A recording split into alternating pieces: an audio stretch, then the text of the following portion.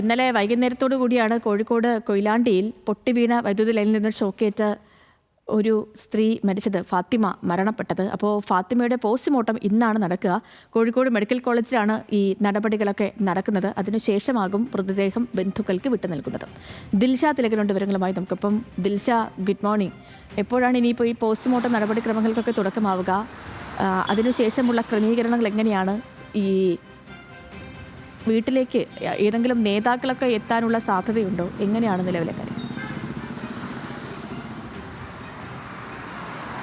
സേതു, ഫാത്തിമയുടെ മൃതദേഹം ഇപ്പോൾ ഉള്ളത് കോഴിക്കോട് മെഡിക്കൽ കോളേജ് ആശുപത്രിയിലായിരുന്നു. ഇന്നലെ കൊയിലാണ്ടി താലൂക്ക് ആശുപത്രിയിലേക്കാണ് ആദ്യം ഫാത്തിമയെ കൊണ്ടുപോയത്. വഴിയിൽ വെച്ച് തന്നെ മരണം സംഭവിച്ചിട്ടുണ്ടായിരുന്നു. ശേഷം മൃതദേഹം കോഴിക്കോട് മെഡിക്കൽ കോളേജ് ആശുപത്രിയിലേക്ക് മാറ്റുകയായിരുന്നു.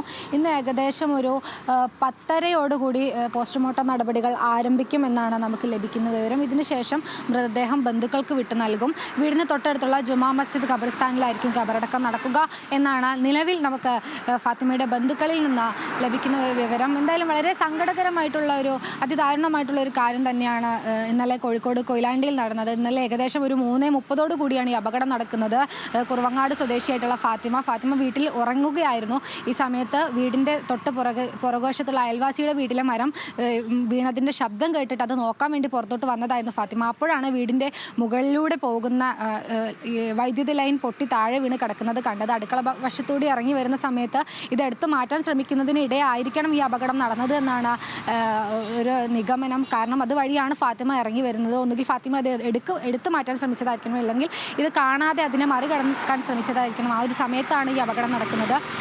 ഇത് ശബ്ദം കേട്ട് ഓടിയെത്തുന്ന അയൽവാസികൾ കാണുന്നത് വൈദ്യുതി ലൈൻ പിടിച്ച് കിടക്കുന്ന ഫാത്തിമയെയാണ്. ഉടൻ തന്നെ ഫയർഫോഴ്സും നാട്ടുകാരും എല്ലാം ചേർന്ന് കൊയിലാണ്ടി താലൂക്ക് ആശുപത്രിയിൽ എത്തിച്ചെങ്കിലും ജീവൻ രക്ഷിക്കാനായിട്ടുണ്ടായിരുന്നില്ല.